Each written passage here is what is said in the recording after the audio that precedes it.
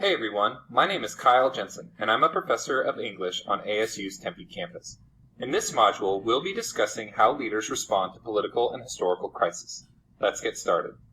By now, everyone is familiar with the poster Keep Calm and Carry On, which was published around the time England entered into World War II. It was rediscovered in a Northumberland bookstore during the 1990s and subsequently distributed across the world for commercial sale. The phrase has been attributed to Winston Churchill, then Prime Minister of England, but Churchill was not its author, and its attribution remains a mystery. Regardless of who penned the phrase, it provides an instructive example of how we can define rhetoric's relationship to leadership and crisis, particularly where symbolic analysis is concerned. Though you'll likely encounter different definitions of rhetoric within this course, in this module, let's define it as the study of how symbol systems motivate people to action. In the Keep Calm example, there are two primary symbol systems. On the one hand, you have an alphabetic system represented by the phrase, keep calm and carry on. Obviously, this phrase was designed to regulate public action in the face of impending social crisis. So, there's an audience, the British public, a rhetorical situation, the impending threat of World War II, and a purpose, to regulate action. As we will discuss in just a moment, the phrase accrued meaning by appealing to feelings, values, and beliefs that were consistent with its audience's expectations. On the other hand, the poster displays the image of a crown, which represents the British monarchy. In this case, the symbol system would be iconographic. When combined with the phrase keep calm and carry on, the crown suggests, among other things, 1. This is not the first time the country has faced crisis and prevailed. 2. The country's leadership is accordingly prepared to face whatever crisis may ensue. 3. The country's leadership will be compromised if its citizens do not comport themselves in a manner that is consistent with its leadership style and history. And 4. Nothing about the impending crisis is so terrible that daily life should be interrupted. Whoever created this poster likely reasoned that effective problem solving would increase if citizens believed that World War II was no big deal. By contrast, if they were worried about, say, product supply chains, they might increase their exposure to danger and accordingly exacerbate the problem of social management. The point is that in any crisis, leaders will attempt to persuade citizens to think, act, and feel in ways that are consistent with their purposes. So while social crisis is not the exclusive focus of rhetorical studies, it is certainly an important example of how it functions at a public scale. In order to understand how leaders use rhetoric to respond to social crisis, we need a working definition of crisis. Let's define it as an event that disrupts or threatens to disrupt prevailing ways of life for a majority of citizens. There are a couple of things to note within this definition. Though crisis destabilizes societal structures, not everyone who experiences a crisis is affected equally. For example, the current COVID-19 health crisis has affected virtually every person in the U.S. and in other countries across the world, but people in New York City and Wuhan, China, are affected differently than those, say, living in Wyoming. In order to understand how leaders use rhetoric to respond to crisis, it is important to recognize the uneven distribution of exposure and look for material indications of inequity.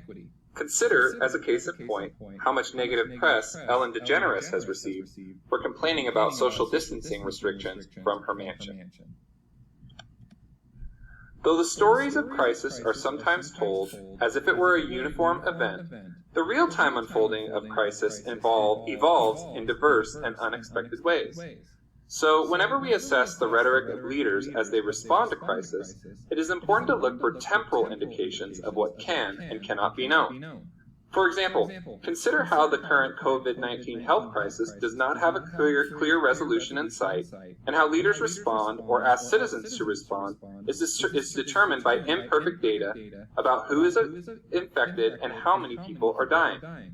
If unpredictability is characteristic of all crisis events, then we can look for different versions of the crisis as it unfolds in time in order to assess how leaders define it and redefine it. What do I mean by versions? Versions are textual variations that deviate from the original text.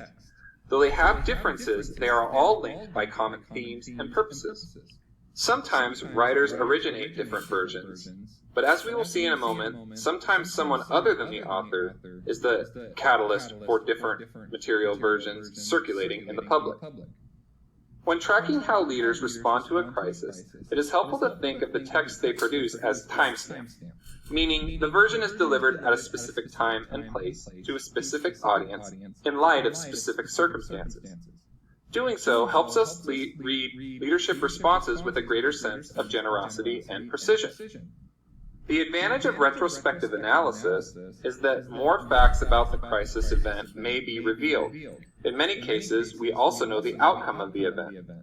But such facts may not have been known at the time of the leader's speech or text.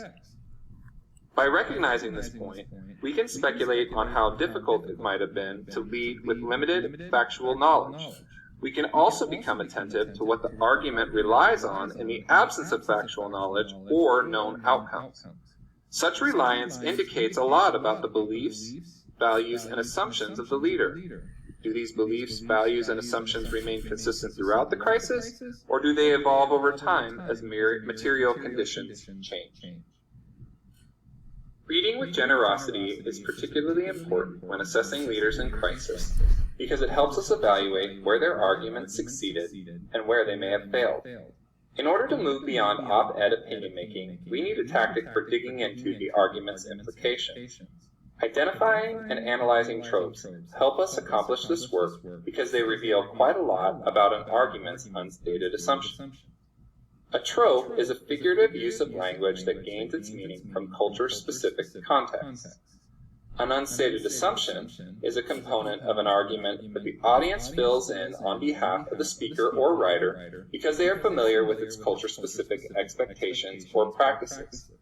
We look for unstated assumptions because they basically function as the heartbeat of an argument.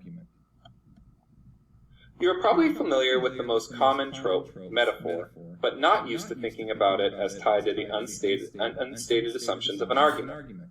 Let's say, for example, that a newspaper column described a leader's crisis strategy as under siege and/or poised for a counterattack. The use of such terms indicates an unstated assumption that political argument is, or maybe should be, about warfare. In all probability, you conceptualize argument in terms of warfare. Maybe you raise your voice to draw boundaries, threaten consequences if someone doesn't back down, or simply avoid any and all acts of verbal aggression by assuming a passive stance. The important point to remember is that there's no getting outside of tropes. Even if you said, I don't think about argument in terms of war, that does not mean your conceptualization of argument is neutral. You carry unstated assumptions about what argumentation, and virtually everything else, should be. Tropes give you an entry point into those unstated assumptions.